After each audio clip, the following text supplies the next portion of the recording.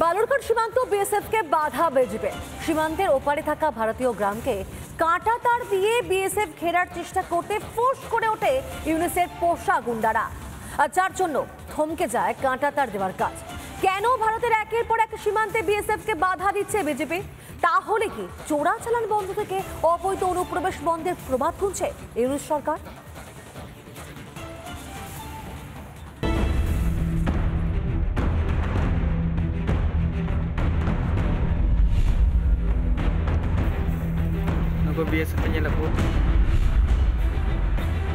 শুধু মালদা নয়, কোচবিহারের পাশাপাশি বালুরঘাট সীমান্তেও অশান্তি পাকানোর ইন্ধন।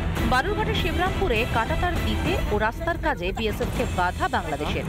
ভারতীয় গ্রামকে কাঁটাতার দিয়ে বিএসএফ ঘেরার চেষ্টা করতেই গায়ে জ্বালা লাগে বিজিবির।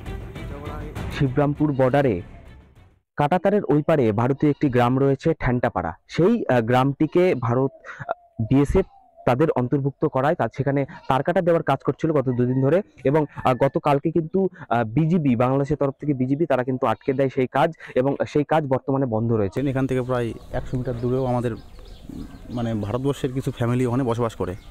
তো বর্তমান তো ওই জায়গাতে কাজ করতে যাওয়ার পরে বাংলাদেশের যে সীমান্তরক্ষী আছে তারা বাধা দেওয়ার পরে তাদের আমাদের ভারতবর্ষের সীমান্তরক্ষী এবং বাংলাদেশের সীমান্তরক্ষী দুই পক্ষ মিলে মিটিং করে, কি মিটিং করে সেটা আমরা জানি না, কিন্তু তারপর থেকে কাজটা আপাতত বন্ধ আছে। আইডি কার্ড জমা করো, হ্যান করো, ত্যান করো, যাওয়া আসা অসুবিধা হচ্ছে, বেশি অসুবিধা কত লেখালেখি করবে, তা না তার কাটা হয়ে গেলে তাহলে আমরা যে নিশ্চিত থাকবো, এই হলো ব্যাপার।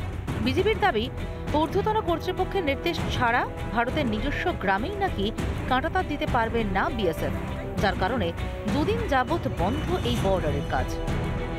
আজ বালুরঘাট থানার আইসি তিনি এই এলাকা পরিদর্শন করেন, এলাকার মানুষের কোনো অসুবিধা হচ্ছে কিনা সেই বিষয় খতিয়ে দেখেন, এবং পাশাপাশি বিএসএফের সঙ্গে কথা বলেন। এরিয়ার ওদের জানা হচ্ছে ওদের সীমানার থাকে, আমাদের যে সীমানার থাকে 100 মিটারের বেশি করতে হবে, 100 মিটার ছেড়ে তারপরে হ্যাঁ করতে হবে। তো গ্রামটাতে কি সমস্যা হয়? সমস্যা তো হয়, কি অত্যাচার হয়, ওদিক থেকে বাংলাদেশের অত্যাচার হয়। তার কাটা দিলে সুবিধা হবে? হ্যাঁ, তার কাটা দিলে সুবিধা হবে না। এমনি খোলা থাকলে আপনাদের কি সমস্যা হচ্ছিল? সমস্যা অন্য কিছু না, ওই যে আমাদের যাওয়া আসা তবু ওই প্রবলেমটা হচ্ছে, ওই পাড়াতে যাতে আসতে সবসময় আমাদেরকে আধার কার্ড কি ভোটার ফটো জমা দিয়ে যেতে হয় ওই পাড়াতে। আমাদের ইন্ডিয়াতে যাব, তাও আমাদেরকে প্রবলেম হচ্ছে। শুনলেন তো কেমন কাঁটাতার দেওয়ারই পক্ষপাতী সীমান্তের ভারতীয় বাসিন্দারা, কিন্তু বিএসএফ এর উদ্যোগে সমস্যা হচ্ছে বিজেপি। শুধু বালুরঘাট ব্লক না, কুমারগঞ্জের বিভিন্ন এলাকায় এই কাঁটাতার দেওয়াকে কেন্দ্র করে কিন্তু উত্তেজনা সৃষ্টি হয়েছে, এবং বিএসএফ এবং বিজিবির মধ্যে মিটিংও হয়েছে। আগামী 20 তারিখ শিবরামপুরে বিজেপি বিএসএফ এর বৈঠকের সম্ভাবনা। সেই বৈঠকের পর কাঁটাতার দেওয়ার কাজ শুরু হয় কিনা সেদিকেই নজর সকলের।